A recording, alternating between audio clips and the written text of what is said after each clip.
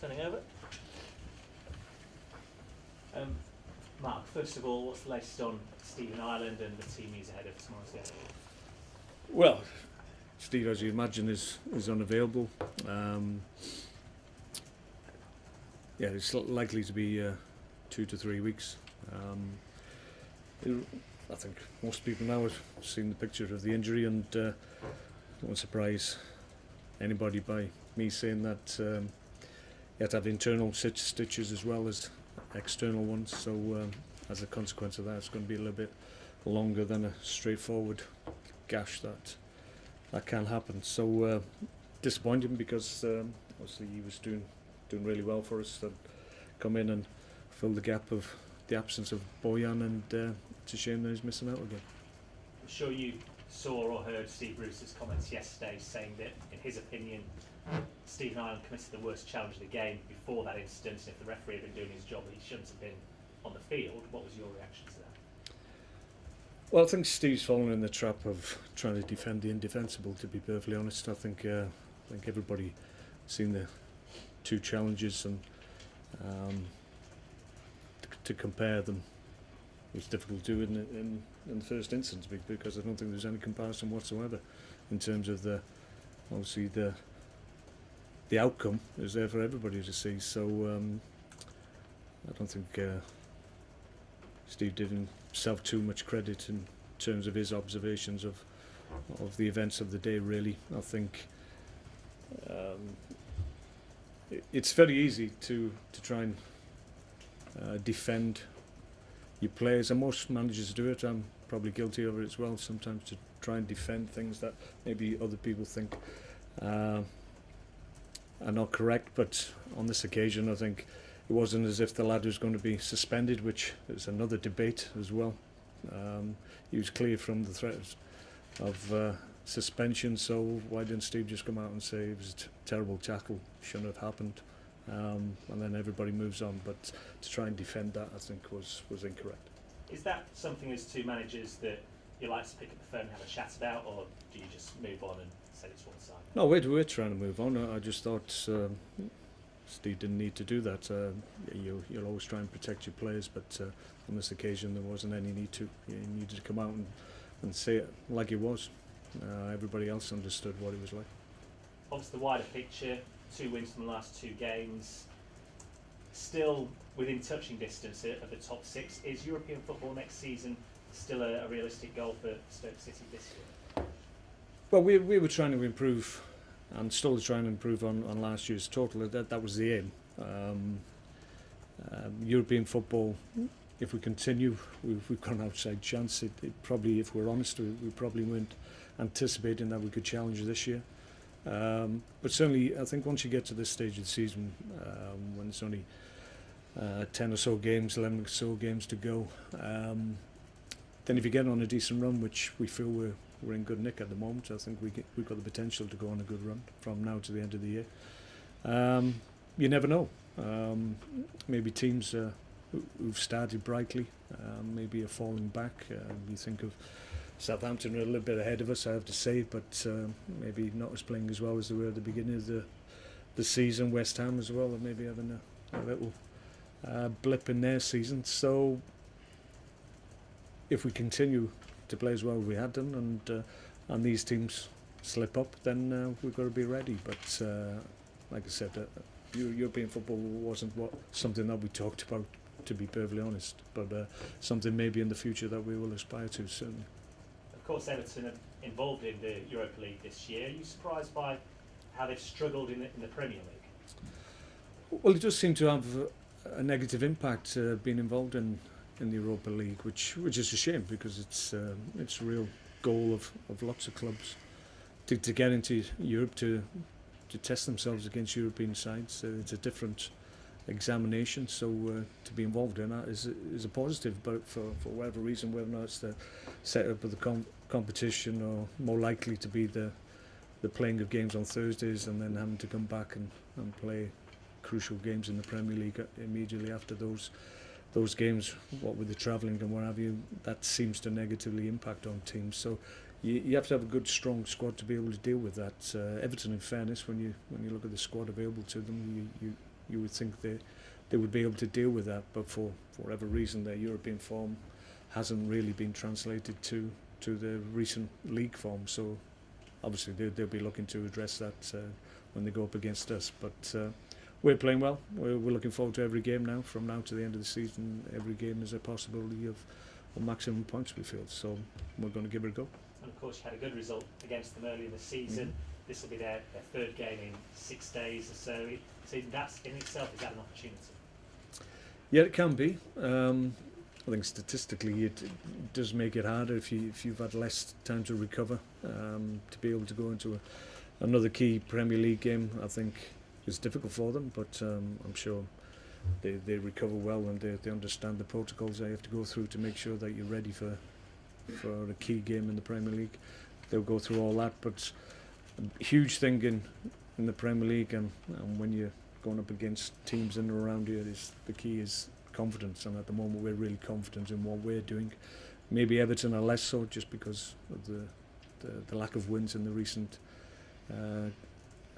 period in the Premier League. So having listened to some of their guys talking about, and having seen the game against Arsenal, I have to say I thought they played okay. I thought they were a little bit unlucky in that game, so they'll try and take positives out of the negative of losing against Arsenal, and will come and be a challenge for us, because they're a good side. But we're ready. We're looking forward to it. It's another opportunity for maximum points from our point of view.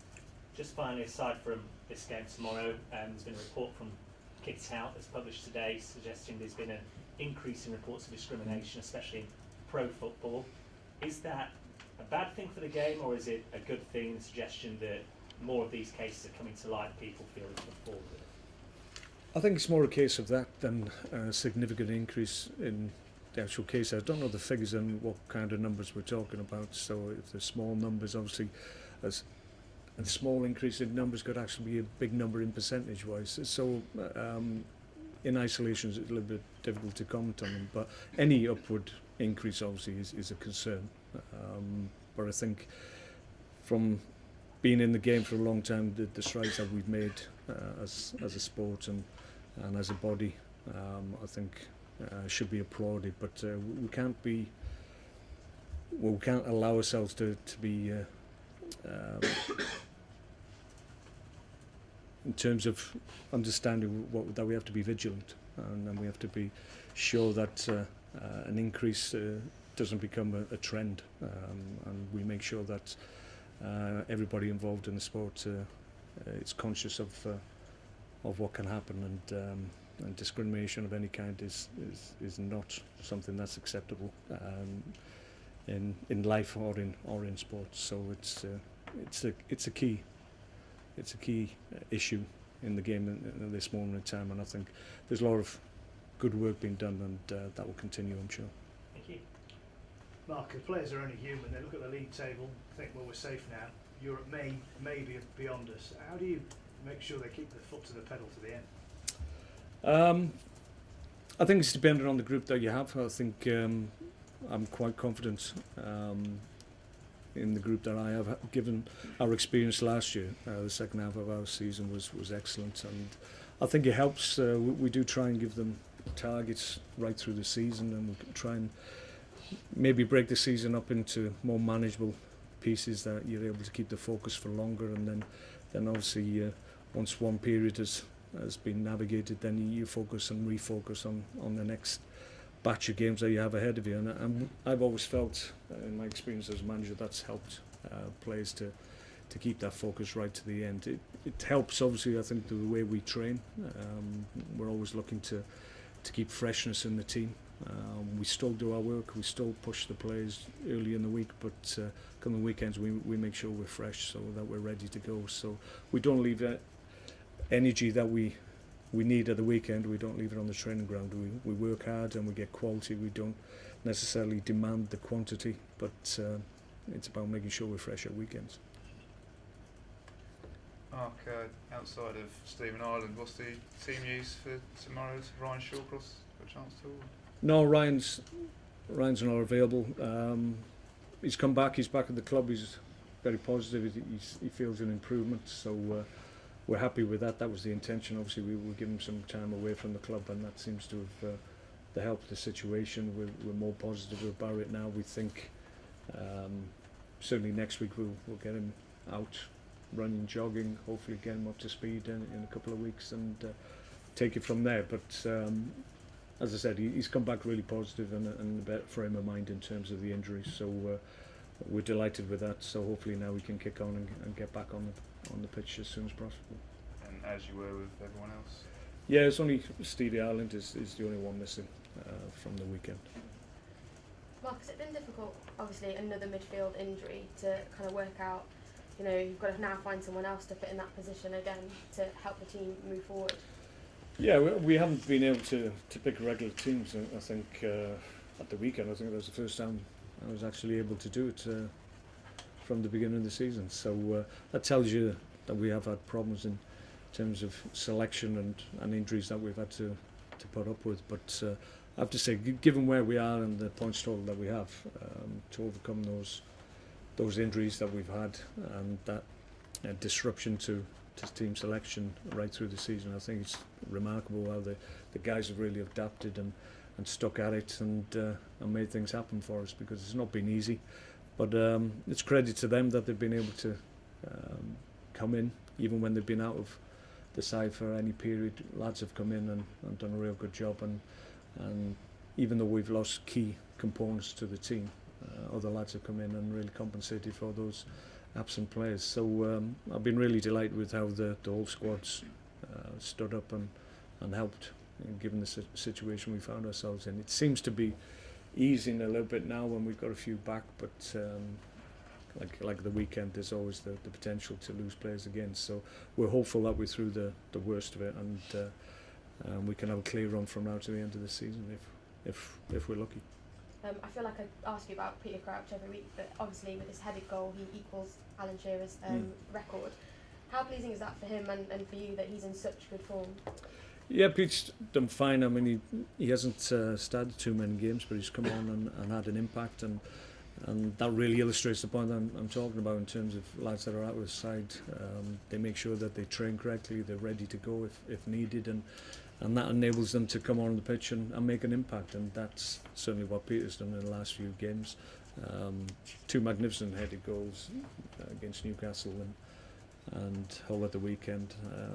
But he's been doing that throughout his career, and to obviously match Alan Shearer, who's a fine exponent of the art of heading a football, and without a shadow of a doubt you'll beat Alan Shearer's total, and there's not too many current players that are anywhere near Peter as we stand. So I would imagine when he does pass it, and he will pass it because he's got another 2 years with us, I would imagine it would be a total that would be very hard for anybody to overtake in the years to come.